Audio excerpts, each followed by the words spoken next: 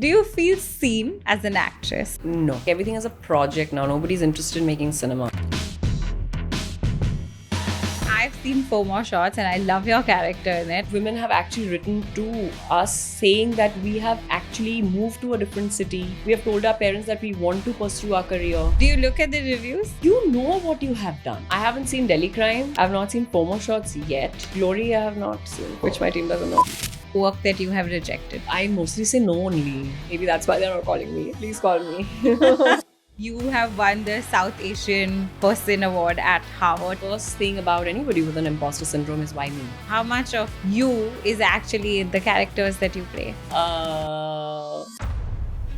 You wanted to become an actor. When did that come? And secondly, that first you should get educated properly in an institute. In a Bengali household, nobody's asking you when will you marry. Everybody's asking you what are you going to do with your life and when is it that you will become financially independent. Then I went and studied films. I was a single child and the opposite of being pampered. Did you enjoy your childhood? I think I am glad about the childhood I had. Enjoyment. Is that putting too much pressure on yourself? I put a lot of pressure on myself. Women have a lot of pressure to be things for other people. Perfect daughter, then the perfect wife and the perfect mother.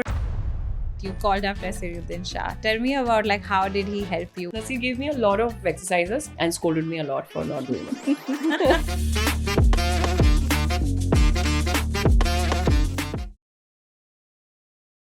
I love your sweatshirt. That's the first thing I'm going to talk about is that you have won the South Asian Person Award at Harvard. Tell us about that. I was anyway going to the US in April. We had our world premiere, did 2 festivals back to back, 2 consecutive days. And I got a mail, okay? So I got something and I thought it's a spam. Like it said Harvard something. And I said, then I got 2 messages and then it started calling and I was like, okay, hang on, I don't know what's happening. I think I need to address this. I sort of got back to them and they were like, will you be in the US? Can you come on the 24th to Boston? We want to give you the South Asian Person of the Year. And I was like, okay. Let me figure. Cool. And because I was anyway going for the festivals, I was obviously the festivals are taking me all the way. So I obviously had to ask them first.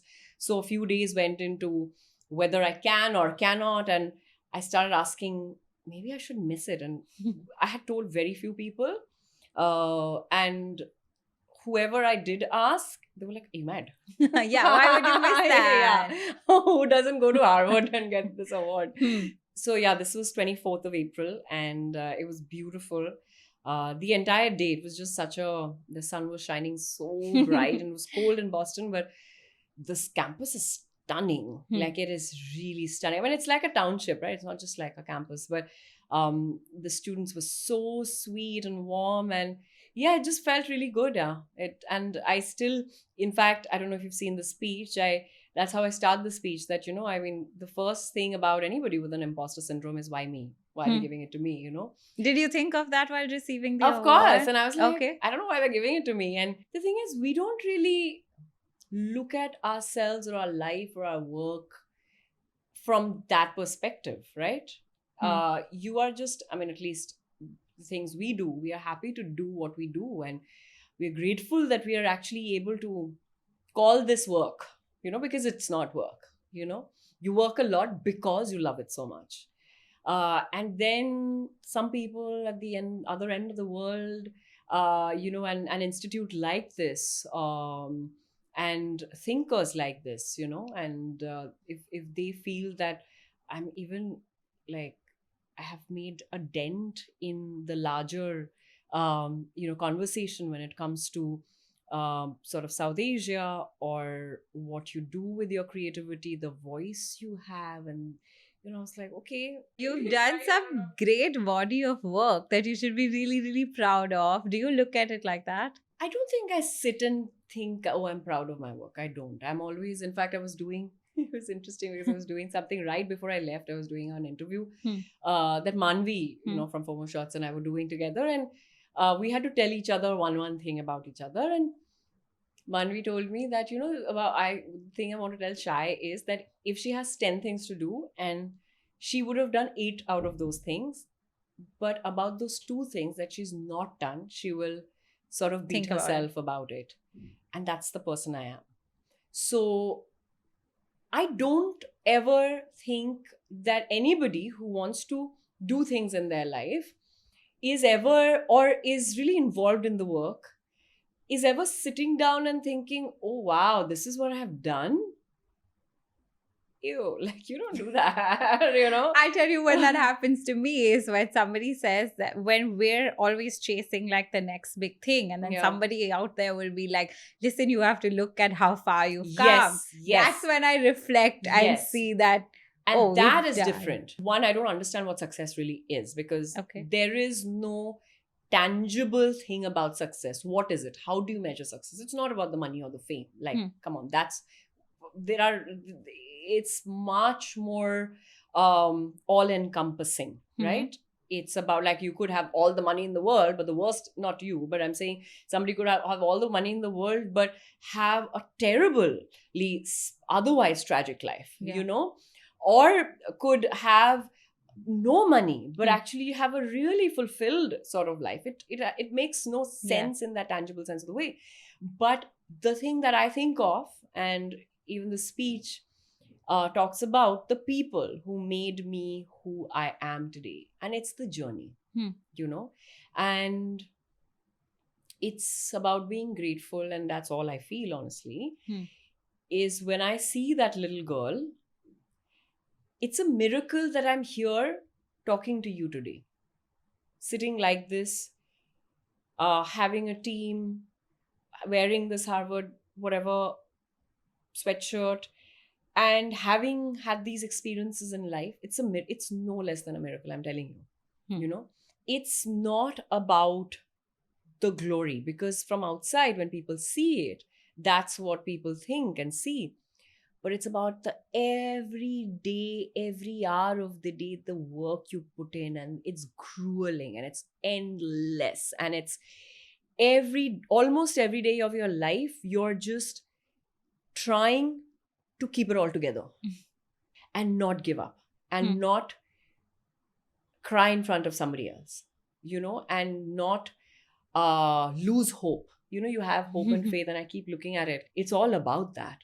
If you didn't have faith, you couldn't walk the walk. While you're doing it, be grateful for that walk you've had, you know, because it's never, and I know it's not about the destination, it's about the journey, but it really is about that journey. Because that's what makes the person you are. Wow, I've understood so much about your personality with just one answer. And I have to say, you mentioned that out of 10 things, if you've done 8, you're also looking at, okay, what has not been done. And that gives me an idea that maybe you're trying to be like, you know, have everything like perfectly done. And so many of us do that all the time, that we want everything to be done a certain way. Is that putting too much pressure on yourself? I put a lot of pressure on myself. I have always been like that, and it's not like I'm competing with anything. It's not a competition. I'm obsessive about the work that I do. And actually, no, even when I watch something, I watch it obsessively. You know, like I binge. That's why I can't like let go of, like, I'm that person who can't, I'm going to like, can barely keep my eyes open, and then I can't, you know, let go of that show that I'm watching. I think I'm this high functioning ADHD type A, kind of like a mishmash of a person. I'm also trying to read and understand.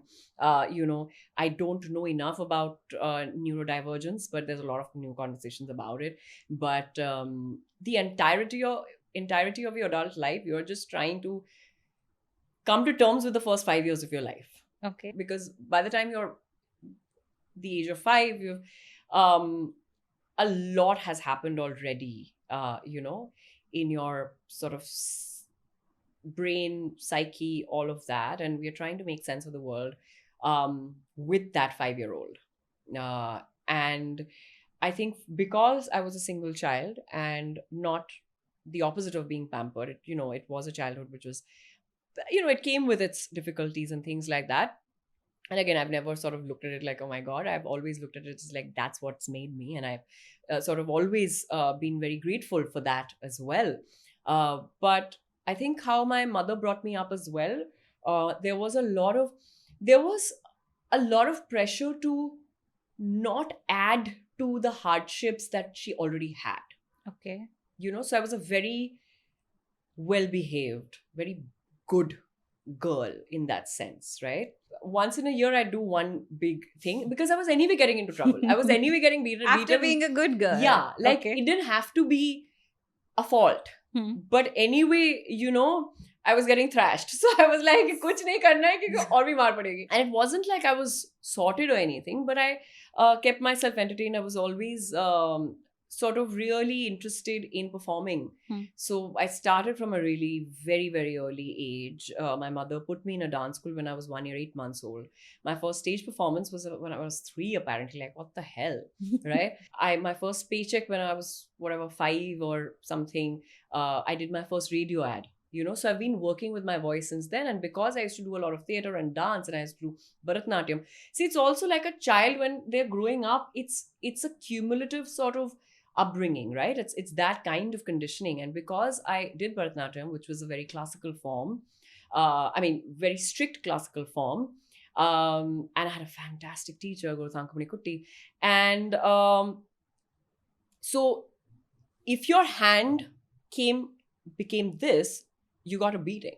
So it couldn't come down, right? Okay. So it had to always, so everything had to be accented. Everything had to be clean. My lines still today, after so many years, are clean.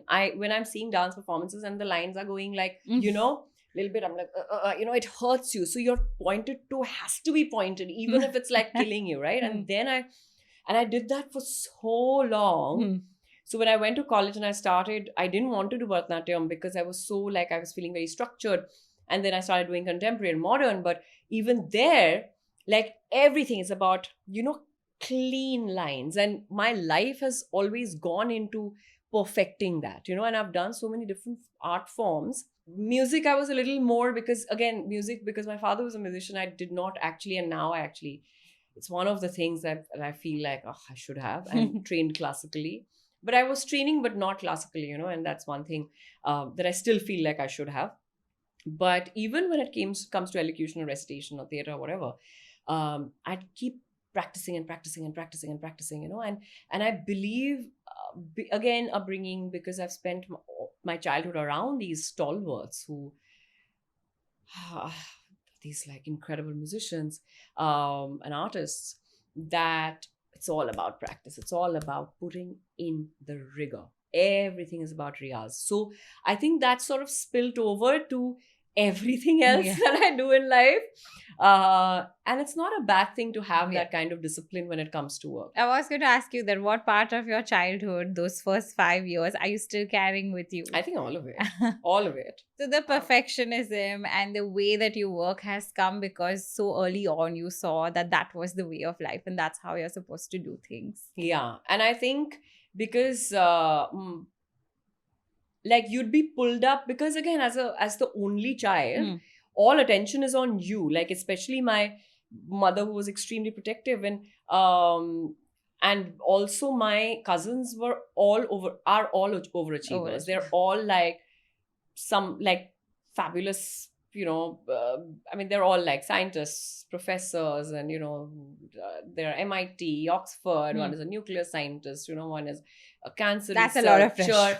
Yeah, and while they were doing all of this and they were going to IIT and MIT, they were also writing novels. Wow. When you have summer vacations and you go to your grandparents' house or granduncle, we had like amazing grandaunts and granduncles, so I spent a lot of time there.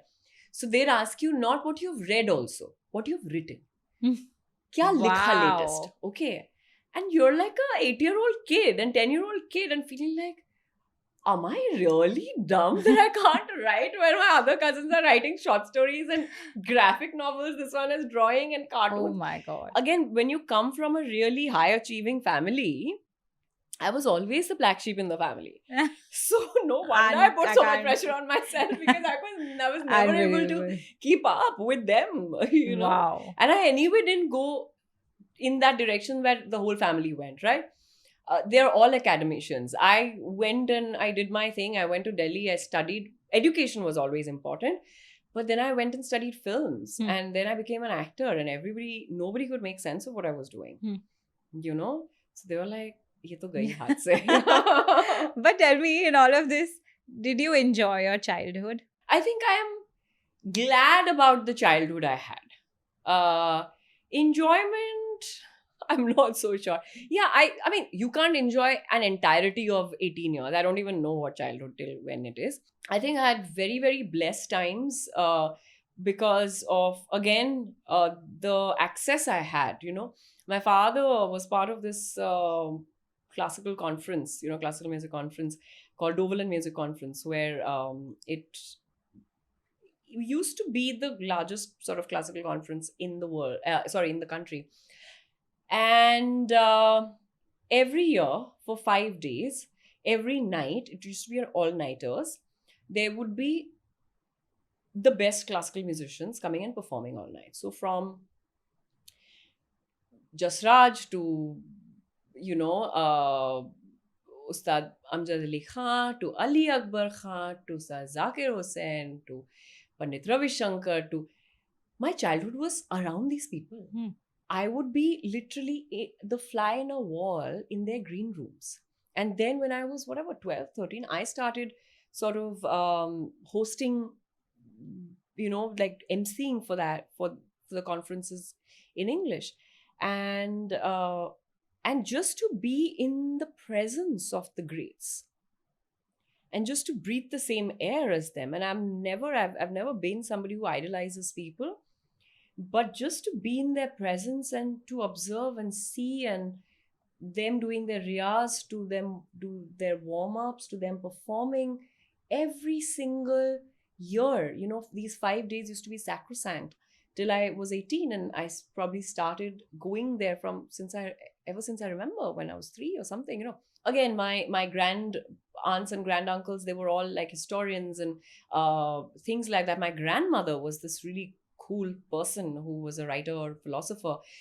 So we always spoke about books, we spoke about politics, there were conversations about the scriptures and Vedas and Upanishads. My grandma used to talk about the Gita every day. Ramakrishna, Rishi Aurobindo, they were every minute of our lives were around these conversations. And it was a very, very progressive family. And my nani is still one of the most progressive people I know. Okay. I have an uncle who is my father's best friend, and he had a collection which he still has over 4,000 VHS tapes of world cinema. Wow. So I was in school made to watch like Bresso and things that we watched, and it's not like I sat and understood those films, but they were part of my appetite. He has this collection of Shakespeare films, films that were made from like adaptations of Shakespeare. And then he would have these books which were the unabridged version of those, so if, for example, we are watching Hamlet, and not just in one language, he would have it in Hungarian, he would have it in Russian, wherever, in whichever language Shakespeare was made. We would watch those films while sitting with the book. I would watch, pause, read. Pause, play, watch, pause, read. That's how I was taught Shakespeare. Oh, wow. Through books and films. On this your is my vacation. Uncle, this is my vacation. On your vacation. Yeah. This is oh my God. Yeah. Now I understand where it's coming from. So it takes a village to bring up a child. And that's exactly what I said, in the speech, that you cannot forget the contribution of every single person who have made you. I am sitting here because of all those people who made me sit down and do the work. I understand now where it's coming from, because when I was doing my research, I saw that when you did Margarita With A Straw, you went fully prepared, because you were doing such a challenging role where you're doing like performing for a blind person, and to do the research on them and to actually live them because you studied braille or you covered your eyes and you were practicing and all is not something we see actors do often. I mean, maybe actors here don't do it. I'm Okay. not so sure. But actors who take the craft seriously will do it. And if you call yourself an actor, and if you take your craft with the respect and the discipline that it demands, then you have to. There is no other way. How can you play somebody who is visually impaired when you have no reference to that reality at all? And still do a convincing job of it where you won't look like an actor but actually a human being who has never seen color or shape. How do you do it? You have to. And it is one of the hardest things I will ever have to do in my life, perhaps, in terms of acting. And yeah, I mean, again, because one had access to somebody like Nasir, who taught us in FTII, who was so open to helping. And I would call him and he would scold me and he would tell me that in spite of all of this, I was not working hard enough, which as a teacher should do. It's like, yeah, you're just not doing it right. That means you're not doing it properly. And I still didn't know whether I was doing it right or not. Nobody will know. And I had no reference point in terms of what I'm doing because we never saw the monitor. We had no idea. I just needed to be as truthful as possible in the moment. And Kalki had 6 months to prep. And she's stunning in the film. She's so beautiful in the film. And I had a month when I was auditioning and then 2 weeks to prep. Oh. So I had no time. And I kept telling Shonali that this is really unfair. You have to give me time. And Shonali was like, yeah, right. I'm not going to shift my very difficult, the film I'm making with such great difficulty anyway for you. You adjust. You come prepared. You do the work. But it's also come because of your education and learning it, right? How did you think of, one, that you wanted to become an actor? When did that come? And secondly, that first you should get educated properly in an institute before you go out there. I like to be prepared. And also, honestly, I wanted to be an actor ever since I can remember, honestly. Okay. But one never vocalized it, irrespective of what your parents did or and I always say this, that I am extremely privileged, and privilege does not mean financial privilege. I don't come from money, but education and culture is a huge privilege that we just spoke about. So I come from that privilege, and that taught me how important education is. And that's all. Like growing up, because again, in a Bengali household, nobody's asking you when will you marry. Okay. Everybody's asking you, what are you going to study? What are you going to do with your life? And when is it that you will become financially independent in a respectful way? Okay. That's all the conversation that there was. Oh, really? Okay. My mother may have recent years, she's like, yeah, nahi karegi, shayad, like that. But more like you will be alone when you are old from that point of view. But nothing like, because I mean, again, marriage was my nani's sister, and her siblings didn't marry out of choice. Wow. So that generation did not marry out of choice. So clearly that was never the conversation. The only thing that even they did was education. So that's why I knew that even when I went out of Calcutta, I was, I had to get myself admission in a good college. And I happened to go to LSR, which really is it was life-changing in so many ways. It enabled me. It gave me my voice. I found my own footing as a human being, I think.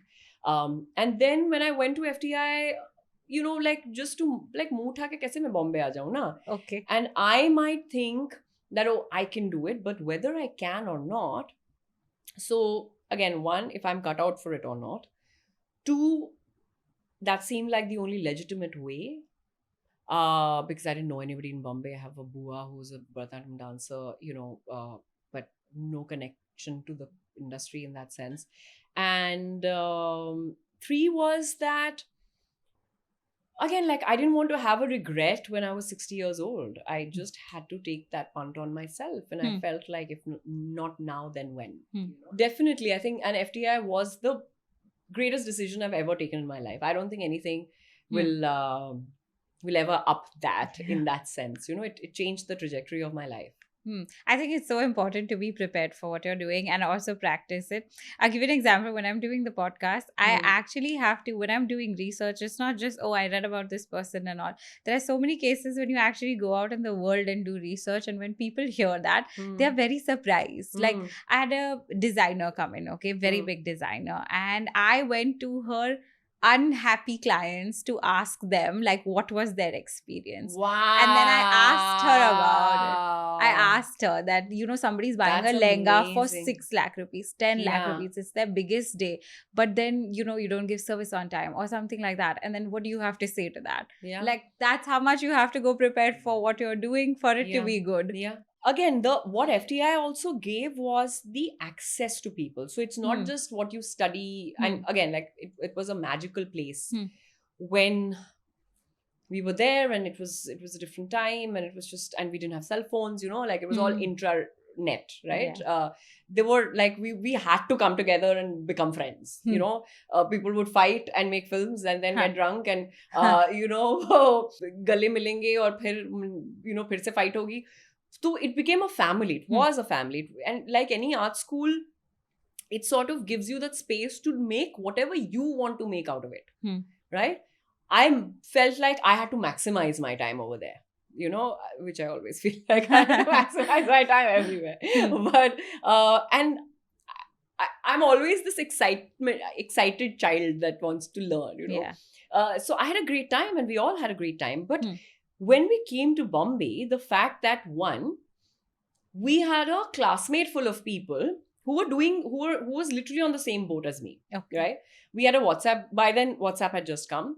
WhatsApp group.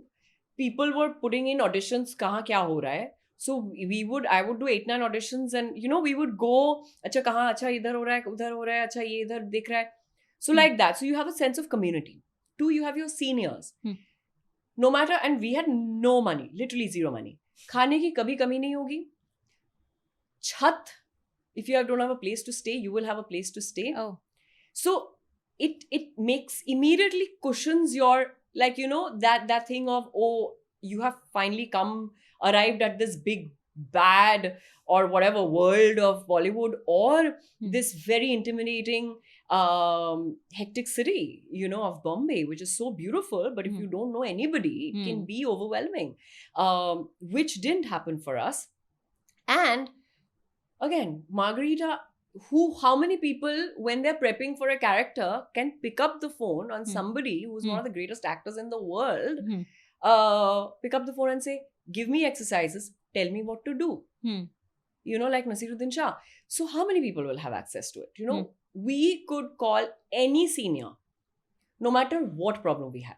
Oh. And that's what, like, when you meet, even in any party, like in literally any event or public sort of event, there will always be one little khopcha of FTI people. No matter which batch you're from, no matter what you studied, FTI people will find each other and make one jutla. Okay. And people in the industry know it. Like, ye FTI wale. Yes. And you will find your people. It's like you almost smell your tribe, We're like that. We are those. It's like how Indians, when they go abroad, who find each other. Yeah. And because that space really gave so much to us, individually, as a community, and that's really a family that it's home for us, Tell me about, you said that you called up Naseeruddin Shah. Tell me about, like, how did he help you in practicing what you had to do? So he had done Sparsh, and so I called him because I knew he must have done his method. And he gave me exercises, household exercises, which were, from changing to brushing to, if I had to sort of place the mic, if I had to sort of, so everything when you can't see, so basically blindfolding myself and go about doing the household chores. So, if I had to dust, so how will I dust, right? So here it is. But now if I dust it with my thing, I don't know where it is. So what somebody who can't see perhaps will do, once you have it, you bring your other thing and then you, so the point of reference, right? So I mean, again, I'm simplifying it a lot, but it's happened that I am in a space where it's pitch dark, like load shedding. Okay. And I can actually move around without having to see anything. Oh, wow. Yeah, it's in your muscle memory. It just comes. And of course, it's not, it's not like somebody who cannot see. But You've because one seen has, it once. yeah, like, because what would happen is the moment you take off your blindfold, because your sense of visual, it's the most prominent sensory. Okay. Everything that we experience in life, we experience in different ways, right? We are hearing something. Now the AC sound is coming, whatever. But if you can see, then most things our reference point is visual, right? So now I know there is a bag over there. There is, a shelf over there. There's a plant over here. The wall goes like this. Everything is in terms of reference, right? I'm not looking at your hand, but I know you have a diamond-studded watch and a tennis bracelet. Okay, you have a ring with a blue thing. I'm not looking at it, but that's my reference, right? Everything is sort of printed in our head, and it's less or more depending on who you are. I'm a very visual person, so I sort of observe more. But to let that go, to cut it out completely, is very, very hard. I'm sure, and harder for you because I would not be able to memorize everything the first time that I saw it. Yeah. I wouldn't remember in so much detail like you did. While seeing, I am thinking about it. I didn't think about it. It's not like I memorized about it, right? These are just things I happen to observe, right? So every time I would wear the blindfold, one would try and cut, with time it became easier. But the moment I would take off, everything will come back. And I'm like, what do I do? I started meditating in my life with Margarita. I have never meditated before that. So that film brought meditation, and, Adil Hussain, who's a very, very dear friend, and I started meditating with, and he's amazing. And so again, coming back to your question, Naseer gave me a lot of exercises and scolded me a lot for not doing them well. He did. Okay. Yeah. Tell me, I see a lot of your personality now that I see in the movies also. How much of you is actually in the characters that you play? So again, Babaji used to only say that when you are building a character, you take yourself towards the character to an extent, and you bring the character towards yourself to an extent, right? And you meet somewhere in the middle. That's what acting is, really. Some characters you have to go really far from who you are. Okay. Some characters you can bring them a little bit more closer to you. For example, Damini, that I play in 4 More Shots, is closer to me because it's an urban English speaking person. She's partly Bengali. She's a journalist, she thinks in a certain way, her worldview is of a certain kind, which is very close to me. Of course, she's a mess in her personal life, which is, I would like to think it's not me. So it's not everything, but a lot of it, there are many things that she's doing, it's not really at all me, but I think that would still be in many ways closest to anything that I've played. But everything else, I generally try not to do anything which is remotely close to me as well.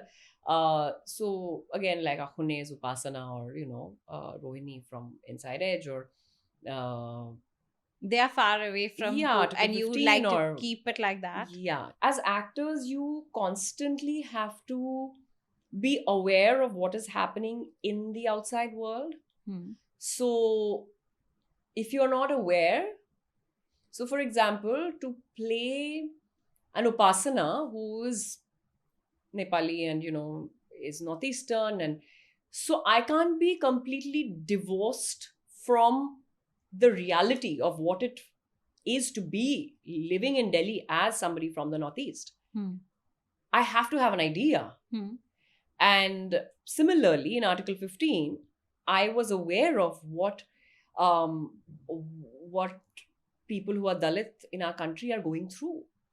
this is, and that's why when you say films or acting in that way, you can't be insulated. You can't be living in your AC houses, going and traveling in your AC cars, and going into traveling only business class. And again, there's nothing wrong in any of that, but as actors you have to mix and meet all kinds of people from all walks of life, from all professions, from all stratas, all economic backgrounds, and not come from I'm from, actually be able to talk to people and spend time. And because the more open you are and read and be up to date with what's happening, um and fiction and non-fiction, and travel and see the world and eat the food and listen to music, and just be open, because everything that we put in work is from, again, like association, observation. It's all part of what we are building. What you see is a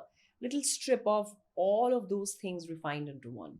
Yeah, I say this to a lot of people, that if you don't do the things outside of your work, how will you put that back? Like, how will you Exactly. have anything else to like do? Exactly. But having said that, I've seen 4 more shots and I love your character in it, and I love how bold it is. And I always thought to myself, is this characters that we are appreciating so much, does India look at it as like, wow, this is such a nice character to like watch, or do they actually think that this is something that can be? I think it's a mixed thing. I think there are some people who are like, I mean, see, I meet people every day who tell me how much they love the show and they love Damini, and Would they be accepting of a character like that in real life, or is it just, oh, I it's think nice to it's watch? also aspirational for many people. I mean, it comes with because also of the clothes and things like that, it becomes aspirational. I mean, come on, which journalists were still toes to work? Subliminally, the show has done things where a lot of women have actually written to us saying that we have actually moved to a different city. We have told our parents that we want to pursue our career. We will not marry so young so that we can have a career. I wanted to go to this college, and I now have, looking at the show, there's so many people. Oh, wow. Yeah. And there are, interestingly for me, there are women from all age groups. Women who are in their 60s, to women who are in their 40s, to women, girls who are in their 20s, to even like some people come and say, we love the show. It's like, are you allowed to watch the show? What is happening? It's a mix of all that. And a lot of people who are not able to perhaps do it, but they see themselves and feel like, oh, wish they could.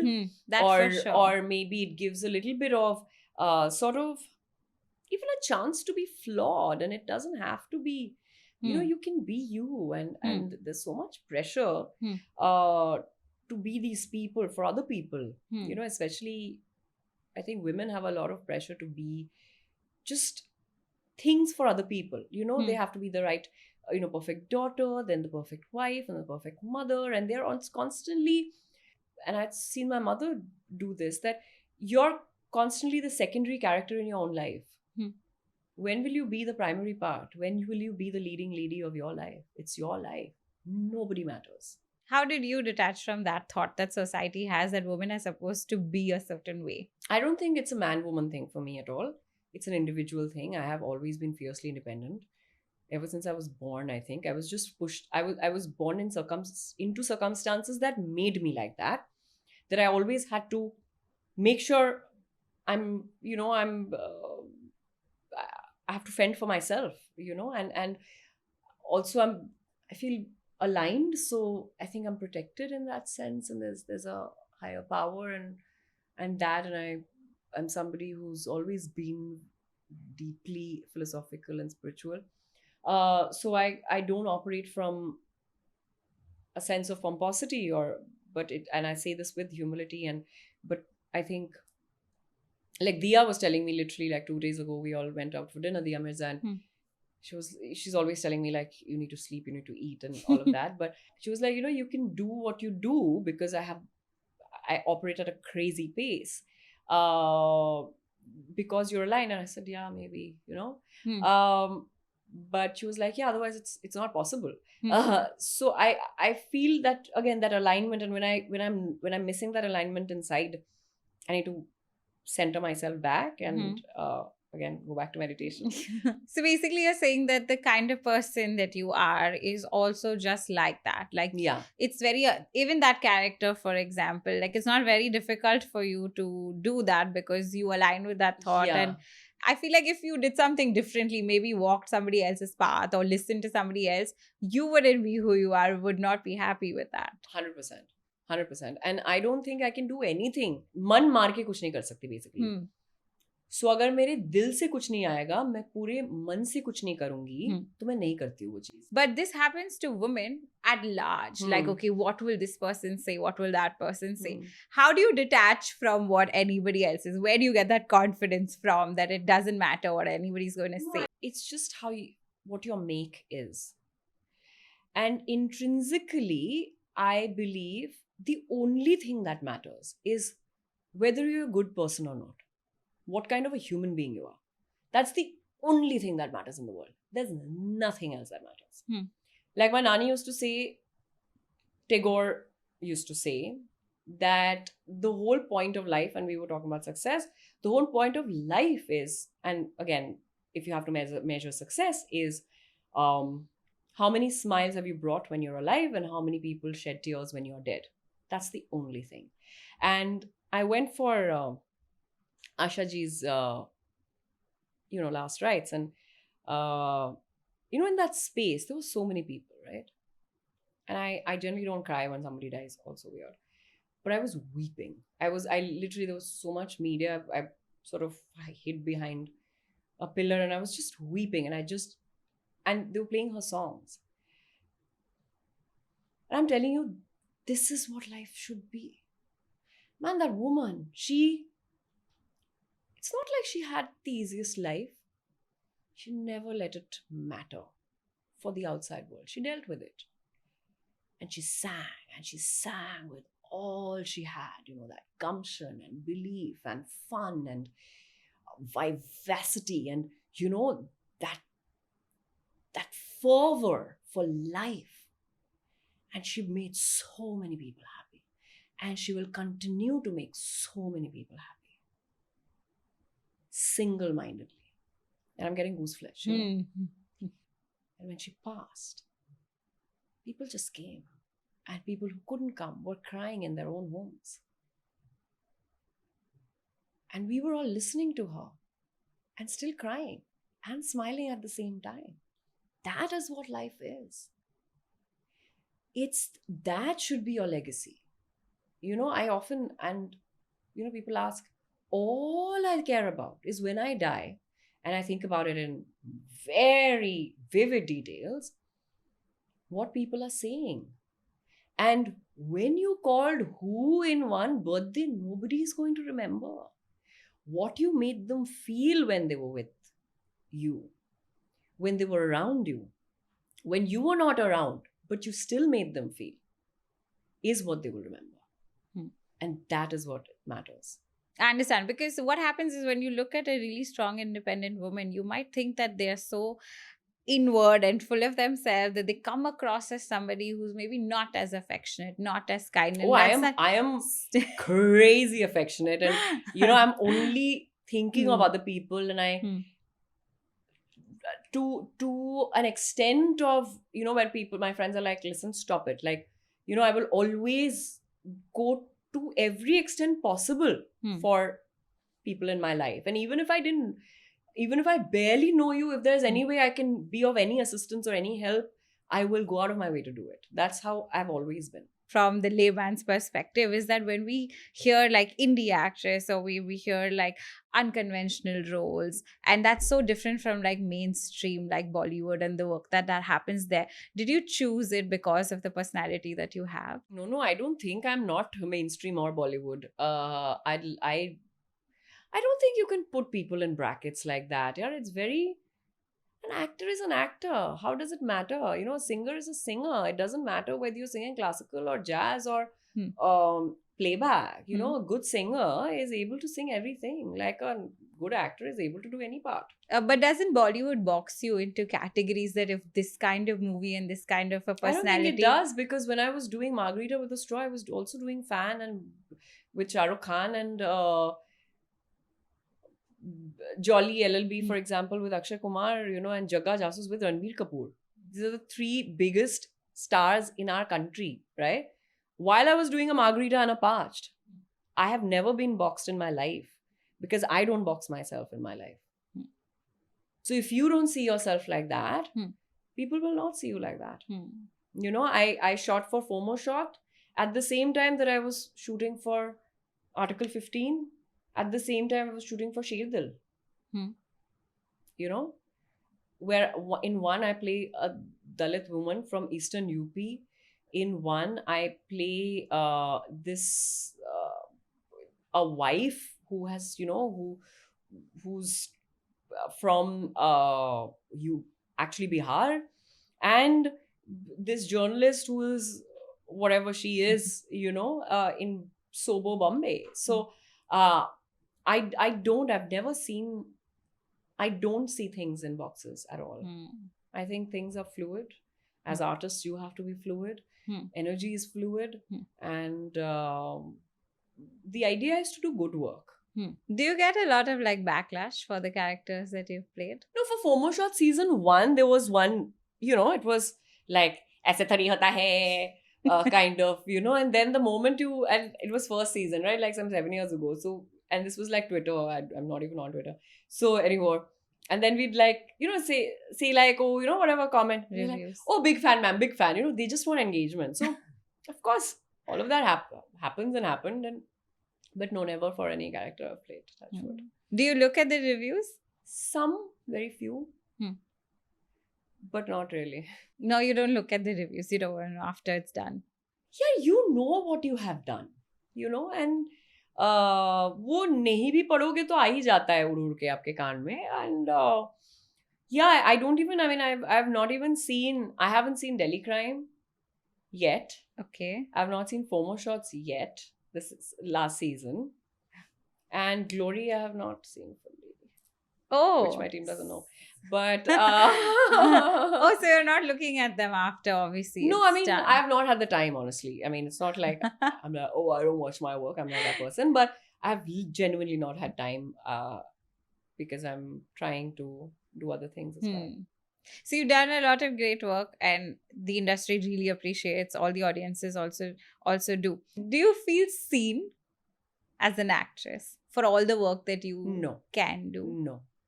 Why? Because one, people really lack imagination in our country.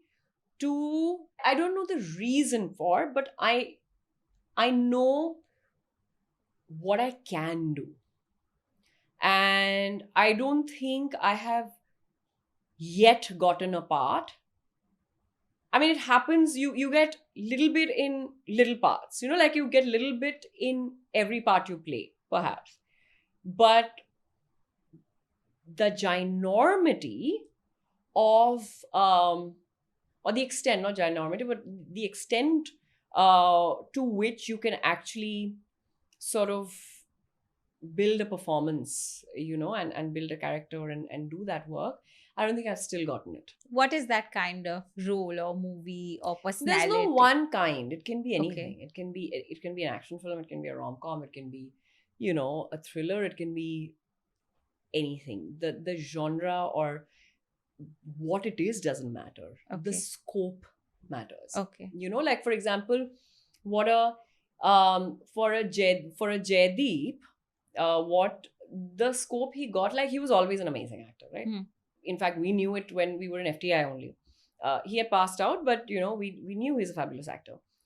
But what he got in a Patal look to really shine and come through, that a Patal look needed to be written and be done by Avinash, who again is from FTI and knew what, what I'm saying? So that kind where you get that that Margarita had to a large extent, with that character.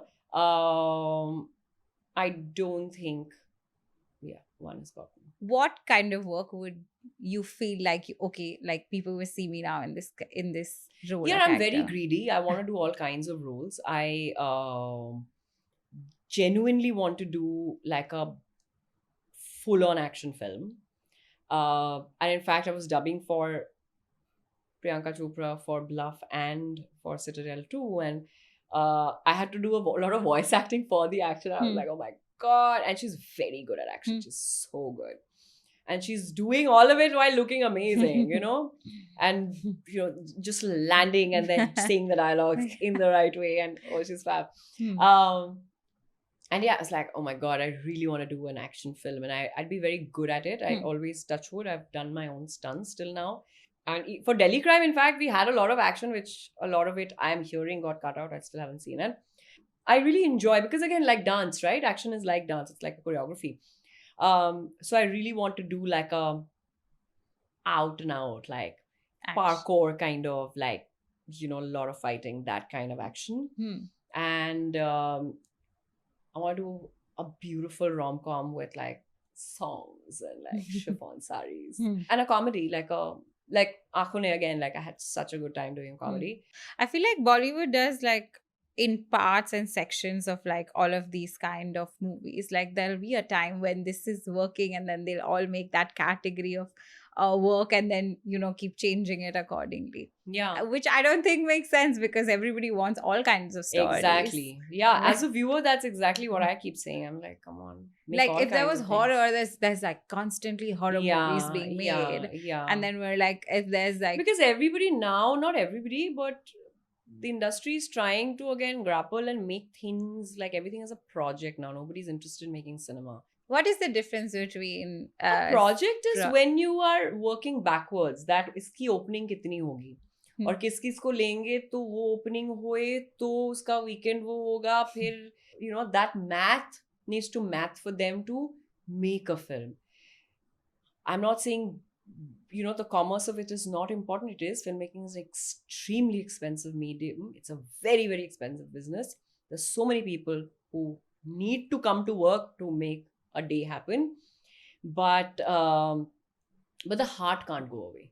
It can't be an experiment. It can't be a lab tested research thing. We are storytellers. We have to be telling stories that comes from the heart, that touches hearts and moves people and says something that, and not just for right now, but has something that you can keep going back to, whatever that is. You know, there's the old films that you watch, you can keep going back and you can keep watching it. And, you know, it could be literally the 55th time you're watching it. You know, there are films we've literally watched, like, we've been watching it all our lives. You know, we started watching it like 30 years ago, we are still watching it. And every time it comes, you're like, oh, you know, you're still watching it. It's extremely watchable. The technicality of it, a lot of times, it doesn't have the best lighting. It doesn't have the best costumes. It's not, you know, shot in the best way, but it holds. The drama holds. The dialogues are good. The performances hold. The camera holds. Everything holds because the story is working. Till a story doesn't work, cinema is not going to work, no matter who you bring to do your camera. And again, it's 2026. Craft is very important, boss. Do not make a badly crafted film. But it doesn't matter whether your craft is great or not, if the story is not good. I am not saying make films that are not commercially viable. I believe that good films will work. That's my belief in life. Okay. So One Battle After Another, it's the most commercial film that Paul Thomas Anderson has made. Literally. It's probably his only film that you will fully understand to an extent. And it's the most commercial film that I have seen last year. And apparently it didn't do the numbers. Apparently. Okay. It's a brilliant film. To me, that should be what a commercial film looks like, which is mazedar, entertaining, but has something to say and the politics is correct and all of that. But apparently it didn't do the numbers and I couldn't believe it. I was like, what are you talking about? You know, how can this film not do well? But again, numbers are also like, kitne mein banai hai, kitna hua hai, you know, like those kind of things. Marvel films, that's why make money, you know, no matter, you know, what is being made. Because they are sure shot, you know, families will go and watch it. So I really feel and I hope we make more films that are really fun to watch, are good films, and are also commercially viable, that people are going to watch. Movies should have like a takeaway? Of course. All of them, no matter what. Yeah, everything has some sort of takeaway or not. Na? Even the films where you may go be like, yeah, like I don't want to think. I just want to go and have a look at good-looking people dancing around, in great locations, whatever. But it has to have some takeaway. Otherwise, why are you wasting your time and money? Because a lot of audiences don't want to use their brain and want No, to go for even if you're something not that using your brain, there's a takeaway. Na? Your takeaway is feeling good, feeling something. You're not feeling irritated. That's your takeaway. It doesn't have to always this is always not important. This is important. We are storytellers. We are creators. This is important. So your takeaway is not, you can completely switch off your brain, get into, first of all, when you say switch off your brain, it's scientifically not possible. It's always working. So there are things that are happening to you, whether it's dopamine activation or whatever that is, whether it's association, whether it makes you cry or makes you laugh. When it's making you laugh, your brain is not functioning or what? It is functioning now. When you're crying, what, your brain is not functioning. Why are you crying? Why is a certain scene making you cry and the person sitting next to you not making them cry? Because your brain is working in a certain way, right? So you're never actually switching off your brain. Something is happening to you, and something must happen to you when you come across any form of art. Even music, things happen to you. It makes you feel something. Yeah. But tell me about the work that you will not do or work that you have rejected to do, and why. Yeah, I mostly say no only. Most of them you say no to because it doesn't align with your opinions, thoughts. Sometimes, and sometimes it just may be not a film that I want to be part of for whatever reason. Again, I don't feel like it. And not to say that I want to work with everybody, like most people, and I want to work with like all the time, and I want to do like 5,000 things at the same time and be shooting for 8 things at the same time. But having said that, if it's something doesn't align with me artistically, then I wouldn't do it for sure. Yeah. And you know what? Again, the intent of the makers are very important. Why are you trying to tell the story? For example, when, say, Article 15 is a very important film. It's a very relevant film. It's a film that we are all very proud of, and we are very grateful that we are part of a film like that. Now, somebody else could have written a similar story, but not with a kind of depth of understanding, sensitivity, research, and intelligence with which Anubhav Sinha made the film. And the writer wrote the film, that intent is very, very important. Whether you're making a film like Article 15 or a Four More Shots or an Akone or a Glory Now or anything, or Delhi Crime, that intent is very important. Have you ever thought of it that if you did say yes to all of those, maybe you would have like a whole new, different, more body of work? More is not important. It's always quality over quantity. I had a model on the podcast yesterday, and she said that if with the organizers, for example, if you don't align with and you stand up for what you want and say the kind of things that you want in the industry, a lot of times they're not given work. So like if they say that this is not fine or this is not proper in this industry of, she said, glamour industry, Bollywood industry, it's like if you say no and if you are so picky and choosy, you don't get the parts, and then you're also assigned as that kind of person. Does that happen a lot? If You'll you are be assigned outspoken some way or the other. Of course, I mean, people say when you say no, they'll never call you back and things like that. It probably is true. I don't know. Maybe that's why they're not calling me. Please call me. You're also different people at different times. Like in the sense that, like I have also gone through, like for example, 3 years ago, I was going through a phase where I was in this space where I needed to take time out because I was feeling burnt out, and at the time I've said no to, like, especially 2 things that I said no to. I was like, maybe I shouldn't have, maybe I should have just done them, or, be a little more, tried a little more to accommodate them or whatever it is. And having said that, it is what you're going through at that time.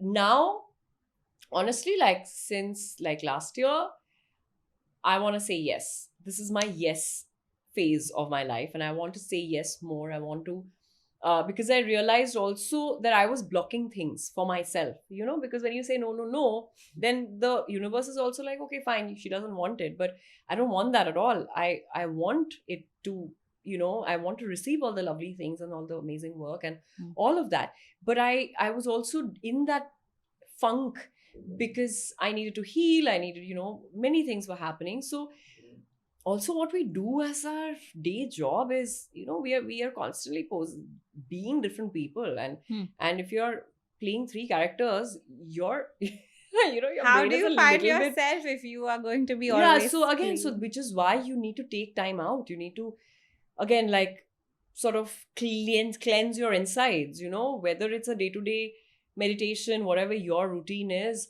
or traveling or going away for, like 2022, I went to 11 countries that year. I just needed to get away, and find myself and see art and listen to music and, travel. And I travel alone most of the times, and again, like, find myself again. What did you find about yourself when you traveled?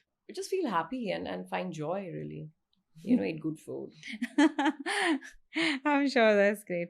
You spoke about like success, okay? That like what is success, and we haven't defined it and all. So if I had to ask you today, as of today, what it would be for you to say that this is what success looks like to me? When I spoke about Asha ji, for me, that is success. It's also the fact that she has literally sang the most number of songs in the world, on I'm the sure. planet. That's a real legend. Like, that's the best of the best, of human beings, that these lives have made our civilization great. But look at David Attenborough. And the other day we were talking about him. He's just turned 100. Man, please let him live till 200 at least, please. Interesting. And, I mean, a man who's just spent all his life around nature and animals and interacting with them, and that innocence and the thirst for life, and so comes across as the nicest, loveliest, humblest, happiest human beings on the planet. And after doing all of this, Dia was saying, then he went to the Royal Albert Hall, and for people came together to wish him happy birthday. Like, what a life! That is success. I want to end the conversation with saying you've always wanted to become a director, and now you have. I've always wanted to write and direct. I have been working on other things, but this is not the first thing I wanted to make. I was with a veteran actress in her house. We were having wine, and we were talking about life, and she was saying, like, people are not writing. No, why am I talking like Naseer? People are not writing good roles, and for me, and everybody wants me to be cute and all that. And I was like, you know what? I will write something for you. That's cut to. I've come back home. I'm sitting at my dining table, and I'm staring at nothing like I always do. And I have this little toy blue car, which is sitting there, it sits there, which my stylist had given me. And I got this image, like flash image in my head of this older woman changing the tire of a car. And I just got this image, and I was like, this is not an image that I have seen in a film or in real life, So maybe there is something here, like an older person, somebody who's in her 70s. This is how I was thinking. And I was like, okay, maybe there's something here. I went to the other table. I started writing pen to paper.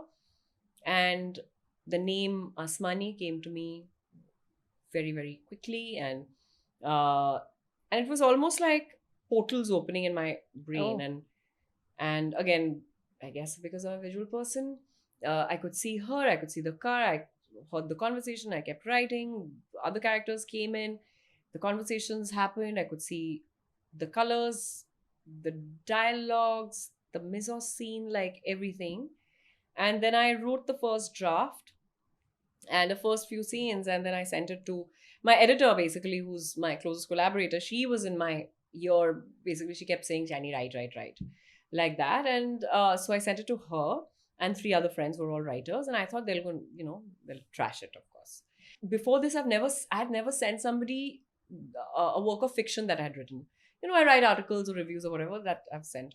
But all 4 of them called me back saying they like it. And I was like, "Arey yaar, ab to likhna padega, pura phas gaya, ab kaam karna padega." Then I sat down to write it, and that's how I started writing it. But this is September 2023. November, I was at a friend's Diwali party and I fell. And I got 4 stitches here. And I was homebound, obviously. And my mother was visiting and I couldn't really... So that was, again, this was the time I just started writing the script. But I had to be, So I was literally at home. And I got that time to sort of really work on it. And that's how it's, I spent whatever the next 2 weeks or whatever. I worked on the script for more than a year. It went to the Slam Dance Lab. We won, I think, some 14 awards for the script. Wow. And then we shot the 18th draft. So yeah, by then a lot of people had read the script. And I was taking feedback from people and working on... And the idea was to keep making the best version of what it can be, And I believe that the script is foundation of any film that you will make. So the script has to be right. It can't be, baad mein dekh lenge. There is more direction coming your way. You want to do more of this. Of course. Yeah. This is the first baby step with my first baby Asmani. But it got so many awards. I mean, something must be like really. We've just started, yeah. We've just started. We showed in again with like back-to-back 3 days. It was just like so beautiful. When do we get to see it? Soon. Hopefully, we are starting the festival journey. We showed in 2 festivals. Both, thankfully, it won. We are in New York. Sorry, I have to keep doing this. But in New York, we are going this month. We have a screening on the 31st of May in New York. And then we are showing it in other parts in the US. This year is going to be like travel. But we'll start opening the film to audiences in India, and I cannot wait. Yeah. मेरे बस में मैं तो मतलब पूरा सुबह से शाम film लगाओ और सबको बोलो आके देख लो film. Because again, I made the film with a lot of love and joy. And we actually made the film with a lot of love and joy, and people had a great time. And it's a film about love and hope and friendship and memories and yeah. So I hope people, feel that love and joy when they watch it. I'm sure they will if so many people have already appreciated it. I mean, देखो यार, खुद देखना चाहिए. I can't wait to watch. Don't go with what other people are saying. Na, you okay, see I'm waiting now to watch the movie. Yeah, we will call you.